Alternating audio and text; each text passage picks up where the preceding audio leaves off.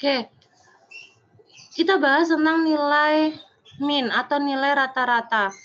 Ini akan dibahas ketika kalian menggunakan analisis deskriptif.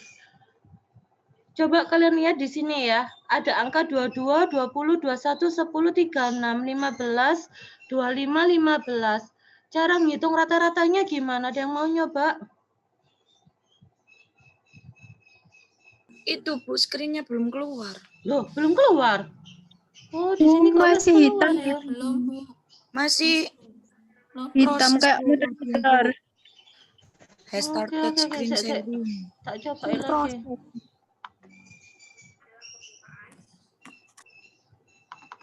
Ini keluar. Belum, Bu. Udah. Sudah Bu. Sudah. Oke. Sudah Oke. keluar. Dah. Ini nanti penting kalian akan gunakan nilai rata-rata, nilai nilai tertinggi, nilai terendah.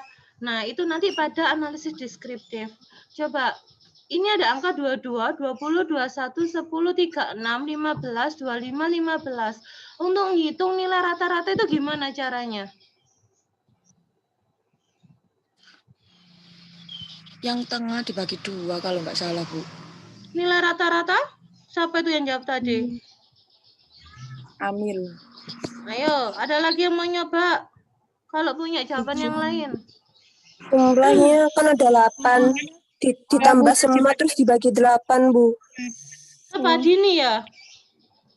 Bukan Bu, Renanda, Bu. Oh, Renanda. Gimana Renanda tadi caranya dibagi 8? Gimana? Kan totalnya kan ada 8 angka. Semuanya kan ditambah terus dibagi 8 gitu, Bu. Bener ya. Jadi kalau untuk nyari rata-rata itu kalian 22 ditambah 20 ditambah 21 ditambah 10 tambah 36 tambah 15 tambah 25 tambah 15 dibagi 8. Totalnya tadi dibagi 8 tuh ketemu nilai rata-ratanya. Bisa ya, ini matematika ini SD paling ya. Jadi kalian total semua angkanya dibagi total 1, 2, 3, 4, 5, 6, 7, 8 dibagi 8. Jadi kayak misalnya kalian nyari rata-rata nilai satu kelas. Misalnya ada yang 80, 81, 83. Nah itu totalnya berapa? 80 tambah 81 tambah 82, 83 dibagi total jumlah mahasiswa satu kelas. Itu cara cari nilai rata-rata. Paham? Bingung nggak? Paham, Bu. Paham. Amelia Ristika Dewi paham? Iya Bu, paham Bu. Oke.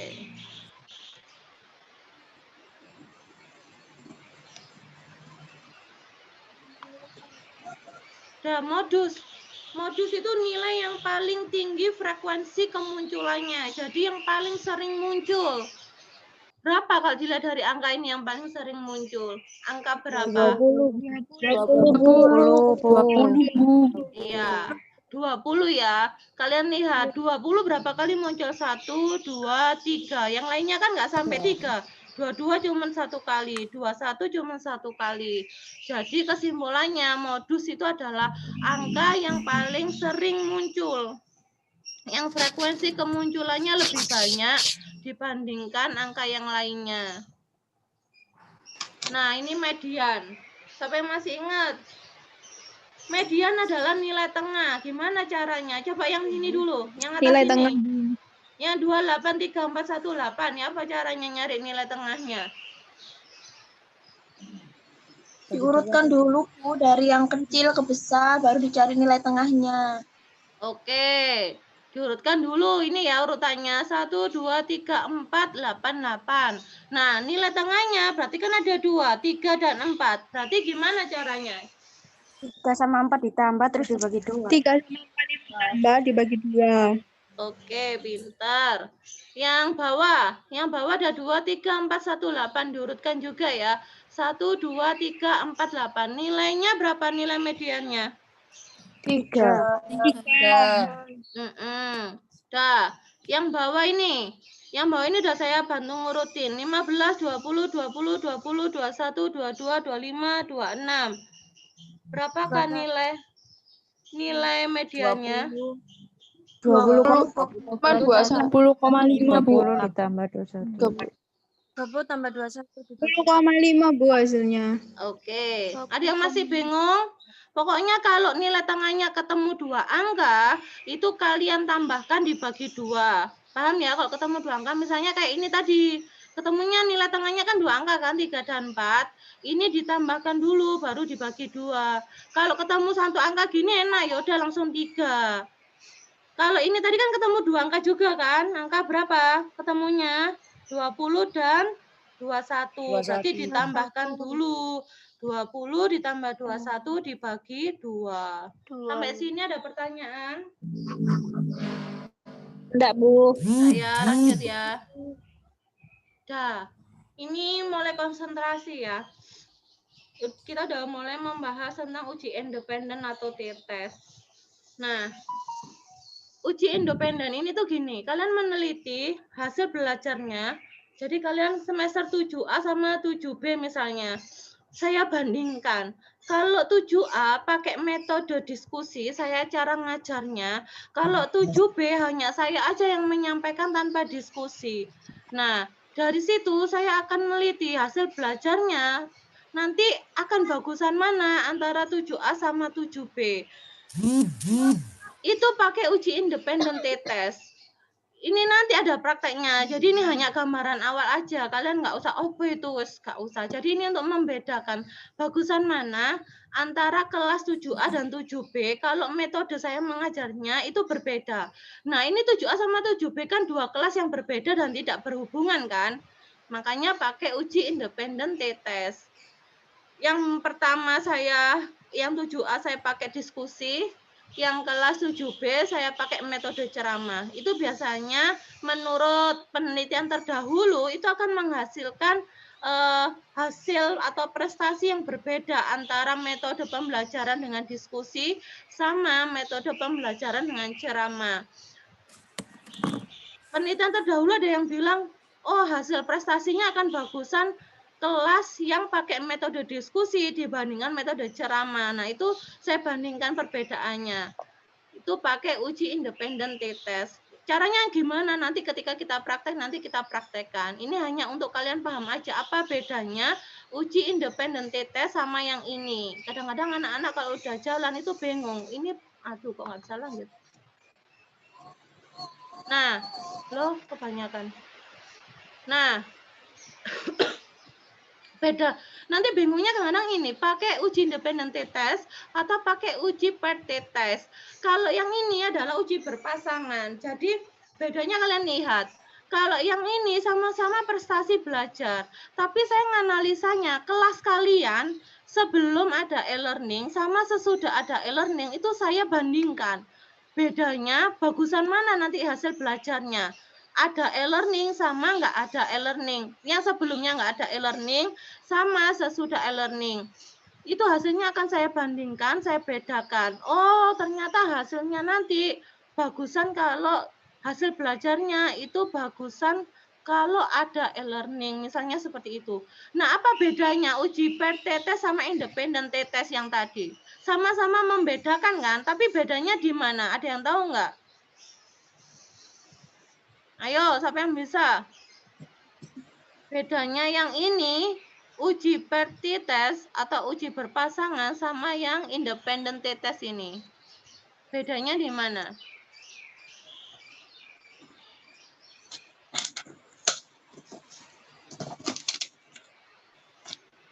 Saya mencoba menjawab, Bu. Iya, siapa nama? Bu. Iya. Kalau yang independen itu ada 2 kelompok dengan 2 metode yang berbeda. Kalau yang paired tadi itu 1 kelompok dengan 2 metode. Benar ya. Jadi ini adalah kelompoknya kan ini nggak berhubungan kan antara kelas 1A dan kelas 1B itu bukan sesuatu yang berhubungan. Berbeda kan ini kelompoknya. Tapi beda sama ini. Ini berhubungan ya satu kelompok tersebut yang satunya penelitiannya itu ketika belum ada e-learning itu diteliti dibedakan hasilnya sama ketika ada e-learning. Atau misalnya kalau mau yang lain dulu hanya ceramah aja, sekarang ada prakteknya. Nah, beda nggak nanti hasil belajarnya? itu dalam satu kelompok yang sama, berarti kan berhubungan sebelum dan sesudah, berarti kelompok itu kan tetap kan kelompoknya yang dipakai. Tapi kalau independen tadi dua kelompok yang berbeda. Kalau yang kelompok yang sama berhubungan berarti pakai uji per t-test, tapi kalau berbeda tadi pakai uji independen t-test. Ini kalian untuk apa dasarnya aja kok. Nanti aplikasinya ketika kita praktikum ya. Tapi biasanya anak-anak bingungnya itu pakai independen atau per t-test ya. Nah, itu biasanya anak-anak bingung. Kalian nanti jangan bingung kalau misalnya kita udah praktikum, kalian harus tahu saya harus pakai independen t-test atau pakai per t-test. Nah, kalian harus bisa membedakan. Kalau independen, contohnya kayak ini, yang satunya 7A, satunya 7B terus dibedakan. Tapi kalau per t-test itu kelas yang sama terus dibedakan sebelum dan sesudah. Misalnya seperti itu. Sampai sini ada pertanyaan? Paham ya bedanya? Ya, Bu. Paham, Bu. Kalau kecepatan ngomong ya, saya soalnya kadang ada yang ngomong cepat.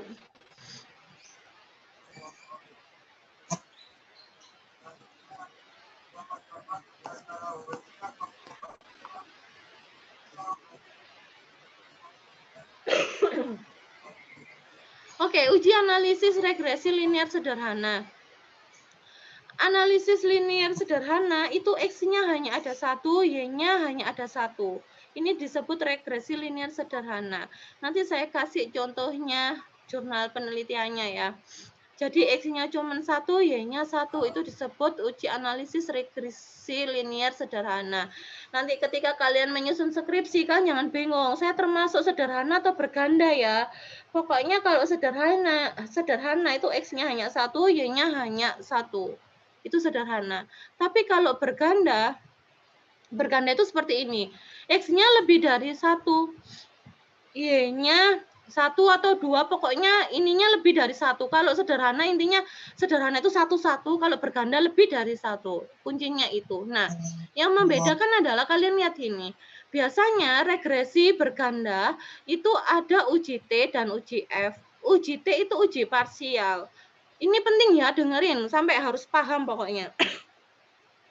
Uji T atau uji parsial itu uji satu-satu. Jadi X1 terhadap Y diuji pengaruhnya, X2 terhadap Y diuji pengaruhnya, itu berarti uji parsial.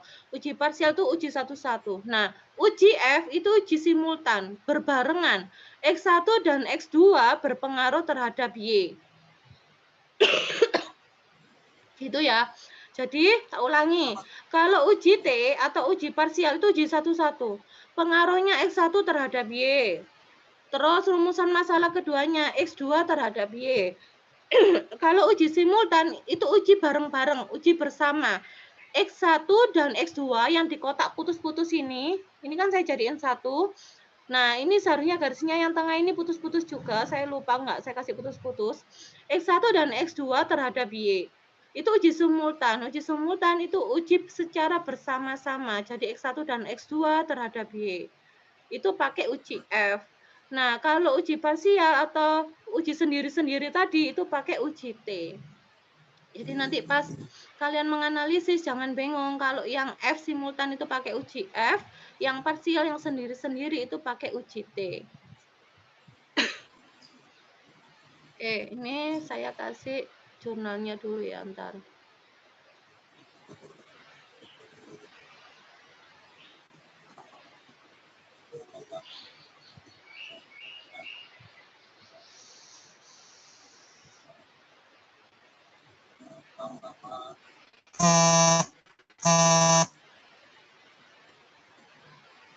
Kalau PDF nggak bisa di-share screen ya? Kalau PDF. Bisa, Bu. Bisa Share ya? dokumen. Share dokumen. Oh, ntar.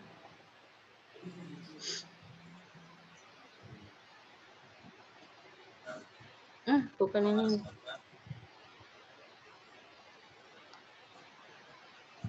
Stop dulu ya.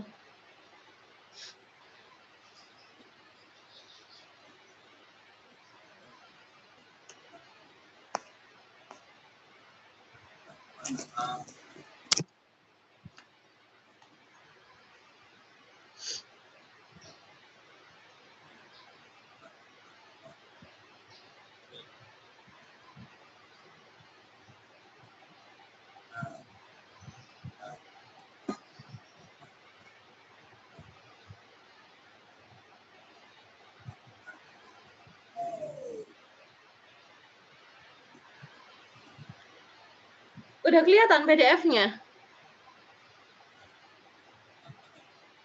Oke. Udah, Bu. Coba Udah, dilihat Bu. dari jurnal ini, judulnya kalian lihat. Analisis komparatif kualitas informasi akuntansi dan kinerja keuangan sebelum dan sesudah penerapan International Financial Reporting Standard. Menurut kalian ini pakai uji apa? Uji pirate test. Uji pirate test. Uji pirate test. Oke. Kita lihat ya di bawahnya.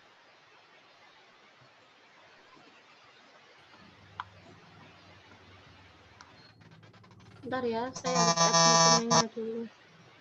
Itu handphonenya siapa? Di mute kok.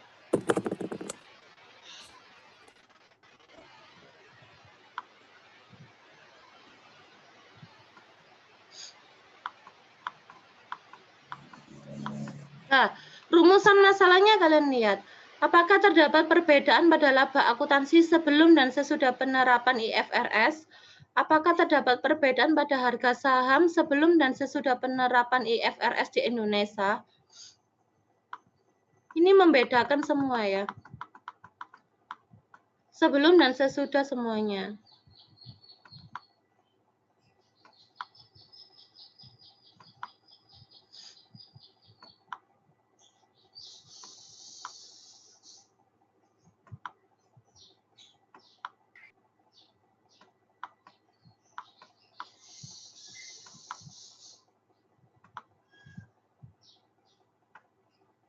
Oke, kalian lihat.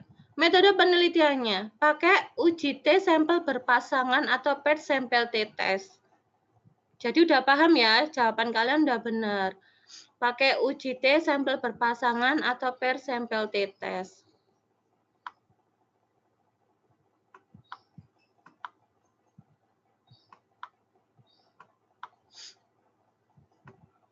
Coba kalau rumusnya kayak gini, CR sama dengan harta lancar dibagi hutang lancar.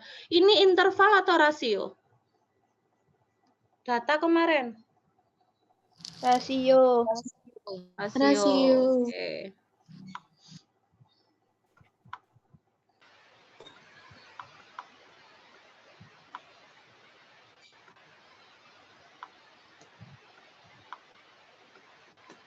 Dan ntar saya mau tunjukin yang satunya lagi.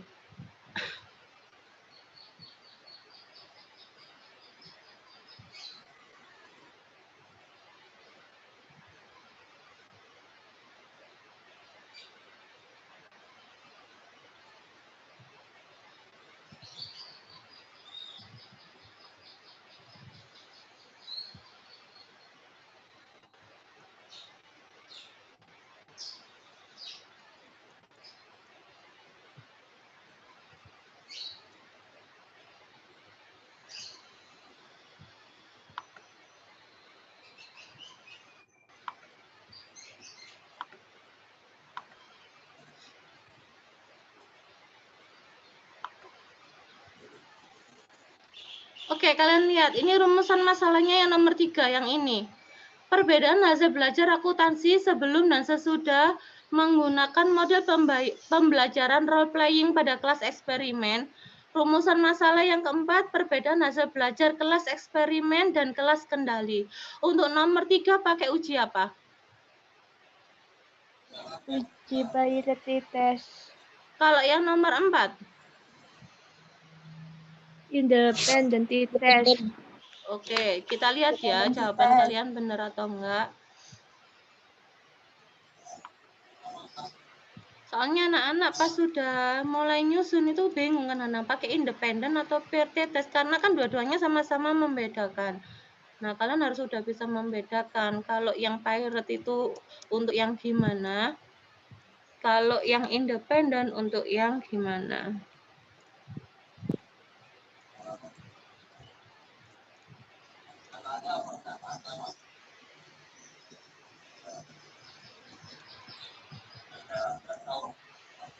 Kalian lihat ini, yang nomor 3 yang bawah, uji hipotesis, kelihatan ya? Yang saya kasih ini loh. Uji PRT test, kelihatan di kalian? Teknik statistik Ya, ini digunakan untuk menjawab rumusan masalah. Nah, kebanyakan. Dan menguji hipotesis ketiga. Tadi kan kalian bilang yang ketiga tadi pakai pertetes kan? Yang uji independen tetes kalian lihat. Teknik statistik ini digunakan untuk menjawab rumusan masalah hipotesis keempat. Berarti jawaban kalian sudah benar. Berarti udah bisa membedakan ya fungsinya.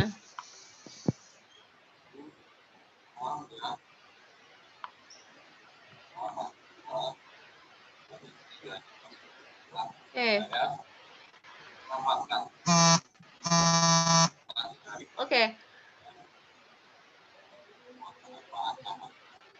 Sebentar. Mas, lewatin. Nah, yang ini kalian lihat. Ini adalah deskriptif ya. Berdasarkan tabel terdapat nilai maksimum, nilai minimum, dan nilai rata-rata, di mana nilai maksimum diperoleh adalah sebesar 80,44. Nilai minimumnya sebesar 38,47. Nilai rata-ratanya 64,81. Ini yang dimaksud dengan deskriptif. Jadi, yang seperti kita bahas tadi nilai rata-rata, nilai tengah, itu semua untuk yang uji deskriptif, untuk analisis deskriptifnya. Tapi kalian kalau di SPSS nggak usah ngitung kayak tadi, harus kalian tambah dulu, terus kalian bagi, kalian urutkan dulu, nggak usah, nanti karena akan muncul. Jadi ini yang dimaksud dengan statistik deskriptif. Kalau misalnya nanti pas penyusunan proposal dosennya minta ada statistik deskriptif, ini adalah statistik deskriptifnya.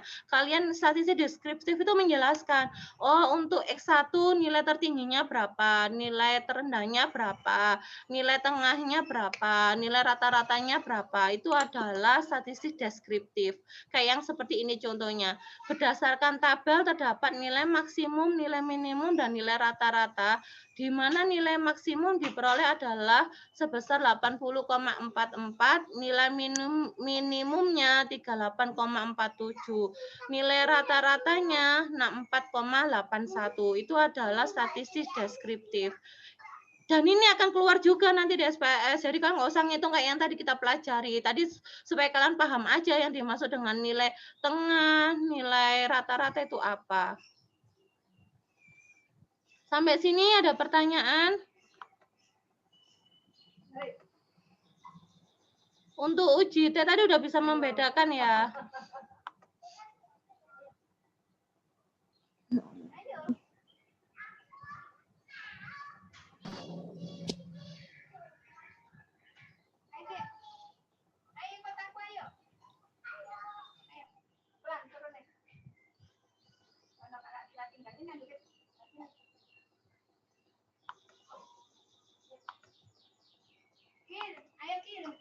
Tinggal kamu. Oh ya wes tak tinggal. Oke, ini adalah salah satu contoh regresi sederhana ya. Yang X-nya cuma ada 1, Y-nya ada 1 juga. Judulnya adalah pengaruh persediaan terhadap penjualan pada PT Bina Tama Inti Busana. Kalian lihat kerangkanya, kerangka penelitiannya.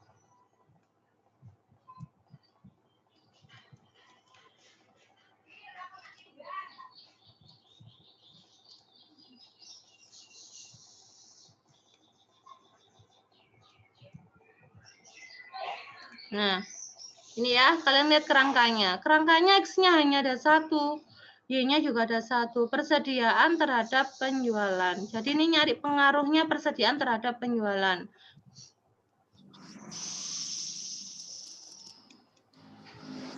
Kalau sederhana, nanti cuma ini aja rumus regresinya. Y sama dengan A plus BX. A itu konstanta, B-nya koefisien, X-nya adalah persediaan, Y-nya penjualan. Kalau dilihat dari ini, hasil rumusannya ketemunya adalah, bentar ya. Kalau kecepatan bilang ya.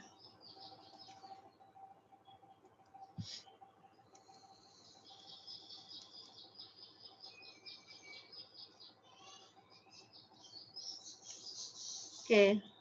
Aduh, waktunya mau habis lagi. Dah, Yang ini sama dengan, kalian lihat yang ini. Y sama dengan A min BX.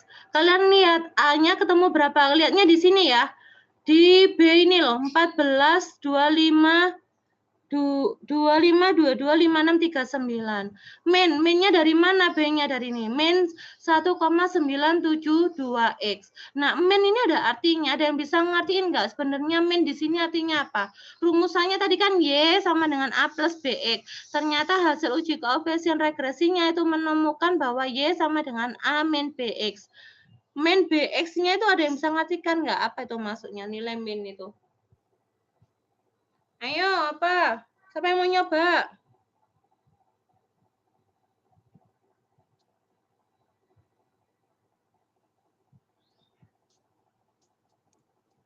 Halo?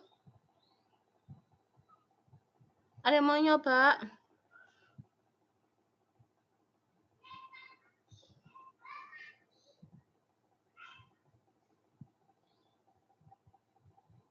Dias, Hanifa, yo, mau nyoba nggak Dias?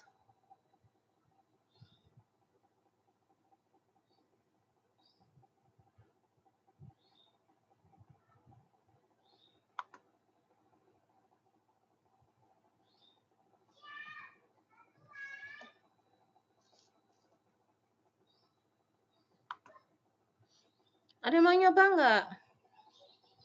Suara saya tapi terdengar kan? Iya, Bu, terdengar. Saya Oke, belum kirain nggak ada. coba. Kok nggak ada suaranya? Jadi nilai negatif ini ada artinya ya. Ini berarti pengaruhnya adalah negatif atau minus ya. Minus itu berarti pengaruhnya apa? Ada yang bisa nggak? Saya belum mau coba. Oke, ayo. Kalau minus itu berarti garisnya turun. Ada penurunan. Ada penurunan. Iya, penurunan angka. Ada lagi yang mau nyoba? Kata temennya kalau minus itu ada penurunan angka. Yang lainnya? Saya, Bu, ingin menambahkan, Bu. Mas siapa? Roni, Bu. Roni? Iya. Iya, apa? Saya bantur, Pak. Oh, telinga aku kira kok. Iya, Bu. Error. Dikatakan. Ayo, apa? Jadi, berhubung nilainya minus, bisa dikatakan kalau semakin besar persediaan, maka penjualannya akan semakin menurun. Benar ya. Kalau minus itu kalau matematika berbanding terbalik ya. Jadi kalau misalnya X-nya naik, berarti Y-nya turun. Dan sebaliknya. Kalau X-nya turun, berarti Y-nya naik. Gitu ya Mas Roni ya? Iya, Bu. Oke. Kalau positif itu berbanding lurus. Jadi kalau misalnya positif, kalau X-nya naik, Y-nya ikut naik. Tapi kalau Y-nya X-nya turun, Y-nya ikut turun. Itu kalau positif. Jadi minus dan positif itu mempunyai makna yang berbeda.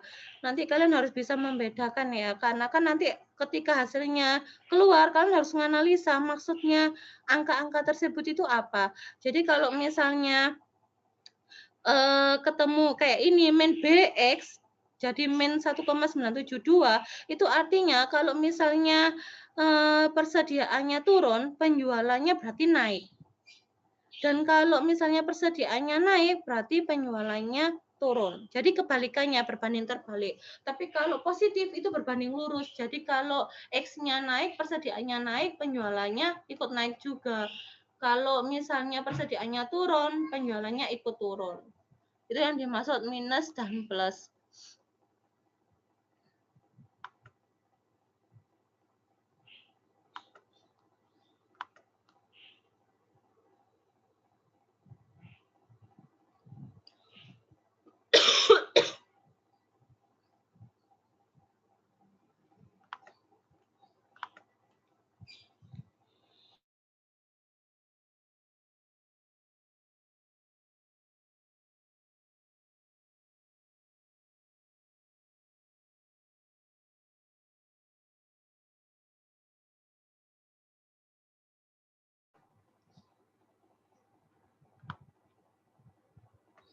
Ini adalah, udah kelihatan ini.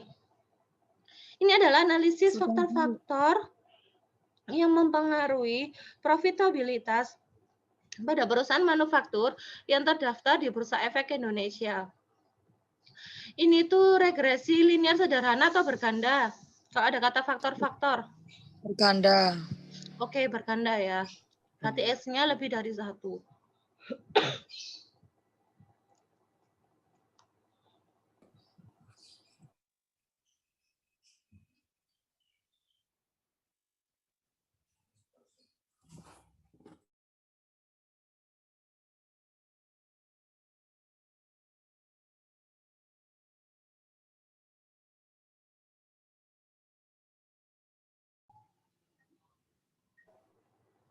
Oke, kalian lihat ini ya, variabel independennya ada X1 sampai X6, berarti regresi linear berganda. Terhadap ROA, Y-nya ROA. Jadi, rumusan masalah pertamanya, apakah current ratio berpengaruh terhadap profitabilitas atau ROA? Yang kedua,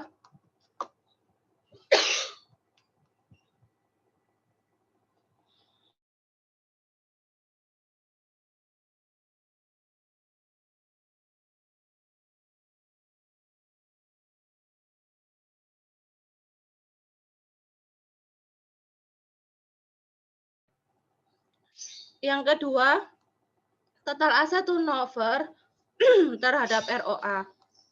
Nah, kalian lihat di sini tujuan penelitiannya. Berdasarkan rumusan masalah, tujuan penelitian, landasan teori, dan kerangka konsep, maka dapat dirumuskan bahwa hipotesis dalam penelitian ini adalah sebagai berikut. Current ratio, total asset turnover, dan DR, pertumbuhan penjualan dan ukuran perusahaan secara simultan maupun parsial berpengaruh terhadap profitabilitas pada perusahaan manufaktur yang terdaftar di Bursa Efek Indonesia. Ada yang bisa menjelaskan nggak? Apa ini yang dimaksud secara simultan dan parsial? Tadi udah saya jelaskan. Ayo, siapa yang menjawab? Saya ingin menjawab, Bu. Ya, ayo apa? Yang simultan dulu. Jadi kalau yang secara simultan itu berarti current ratio berpengaruh terhadap ROA. Terus total asset turnover berpengaruh terhadap ROA. Itu simultan. Iya, kalau simultan itu berarti sendiri-sendiri, Bu. Terus. Kalau secara parsial itu berarti yang secara bersama-sama. Ini Mas apa? Mas Roni dah.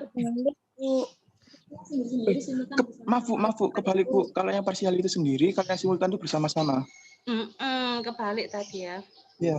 Jadi kalau nggak apa-apa, kalau parsial itu sendiri-sendiri, current ratio terhadap ROA, rumusan masalah pertama, rumusan masalah kedua, tato terhadap ROA, rumusan ketiga DER terhadap ROA, terus rumusan keempat DR terhadap ROA, yang kelima pertumbuhan penjualan terhadap ROA. Yang keenam, rumusan masalah keenam, ukuran perusahaan terhadap ROA. Nah, itu berarti parsial. Parsial itu berarti sendiri-sendiri. Pakai uji T apa uji F? Kalau sendiri-sendiri tadi? Uji T, Bu. Pakai uji T. Oke. Kalau simultan itu bareng-bareng semua langsung jadi satu. CR, tato, DER, DR, pertumbuhan penjualan dan ukuran perusahaan secara bersama-sama berpengaruh terhadap ROA. Itu pakai uji Independen. Uji F, Bu. Pakai uji F. Nah, udah ya, bisa bedain ya. Kalau uji F itu untuk menguji secara simultan, uji yang bareng-bareng secara bersama-sama. Tapi kalau uji T itu uji parsial, uji sendiri-sendiri. X1 terhadap Y, X2 terhadap Y, jadi sendiri-sendiri. Itu pakai uji T. Udah. Yang saya tanyakan, dari gambar ini, mana yang disebut dengan variabel independennya? Itu, Bu. X1 sampai X. X1. Yakin? Oh, salah. Tuh. Iya. Doanya, Bu. Ojo lemes ta, aku semangat kok lemes ngono jawab. Mak ya apa?